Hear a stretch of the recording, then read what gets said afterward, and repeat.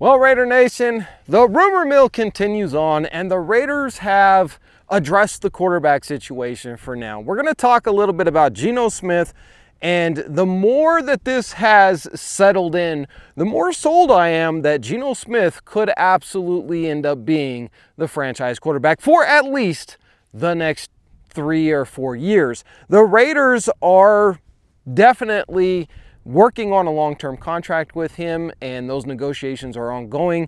They are expected to give him at least a 3-year contract, probably valued around $40 million a year. We've absorbed his $31 million contract for this year and a cap hit of $25 million. So listen, in this day and age, a starting level quarterback at $40 million a year, that's a cheap deal. You got Dak Prescott making 60. You have other quarterbacks making 55 and 50. Heck, you even have Derek Carr nearly making $40 million a year. So to give a guy who is clearly going to be an upgrade in the quarterback situation $40 million a year, to me, that's not a big deal.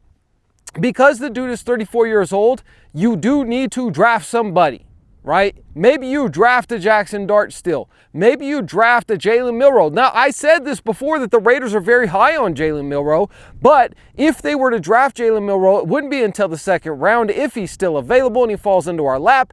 Jalen Milroe is a project. But if you have your veteran quarterback, then you could draft a Jalen Milroe. You could develop a Jalen Milroe. And 2 to 3 years from now, when Geno Smith is ready to retire or forced into it if he's just not able to be good anymore, then you can bring on your draft pick in Jalen Milroe and let him take over the team. This is the modus operandi of the Green Bay Packers and how they have been so successful and have really only had 3 starting quarterbacks in like the last 50 years, it seems like. And so I think that this would be a good move for the Raiders. Listen, the dude put up over 4,000 yards last year. Yes, I know he threw 15 interceptions, but as I've been going back and looking at it, because I don't follow the Seattle Seahawks, and I really didn't take a strong look at Geno Smith and that offense and that defense that they had over there in 2024, and until, it was announced that, the dude's coming to the Raiders. And so I did a lot of digging into it, and this dude had the most pressures, even though he had the quickest release in the NFL. That's how bad his offensive line was. And when you go back and you watch his game tape, which I've done now, I'm kind of impressed how this dude could stand in the pocket where everything is just collapsing on him and still make a Pro Bowl throw down the field.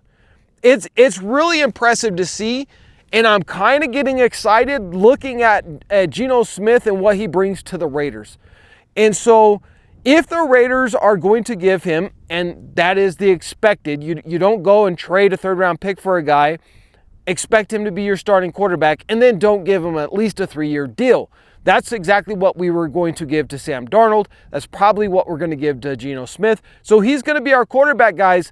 Get used to it. For everybody that hates this move, get used to the fact that Geno Smith is here to stay for at least a couple of years. I mean, unless he comes here and he just completely bombs out. But I honestly don't see that.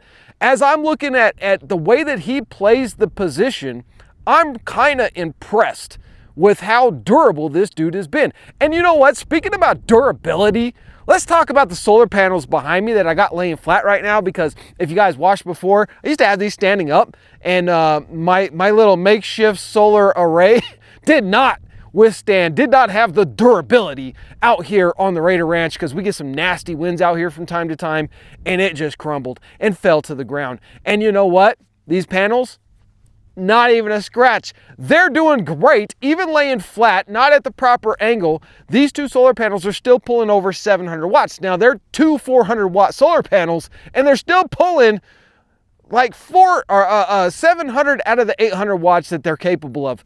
That's mind-blowing. I'm so impressed with the Vtoman solar panels and the Vtoman Jump 1800, which helps to run the cabin. So guys, link is down in the description. Go and check them out, because use my link, you're gonna save money, and you can get the Jump 1800 for like under $600. If you go and get something comparable, you're spending at least $1,500. So go and check them out. Link is down in the description. Thank you, Vtoman, for being a sponsor of the Raider D podcast. Now listen, let's jump into another topic because we've been kind of going over the quarterback situation, and that's kind of now water under the bridge.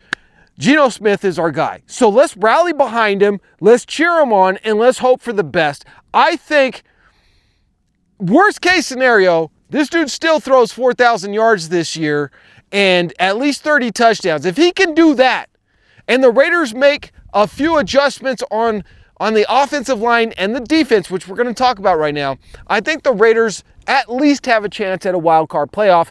And getting to the playoffs, guys, anything can happen. Any given Sunday, any team can win. So let's just get to the dang playoffs because we've been missing them for far too long. And I think Geno Smith may just be what we needed to get there. Now let's talk about a couple of the other things that the Raiders need to do. Primarily right now, and I made a video a couple of days ago. It was a shorts video because I was on the road.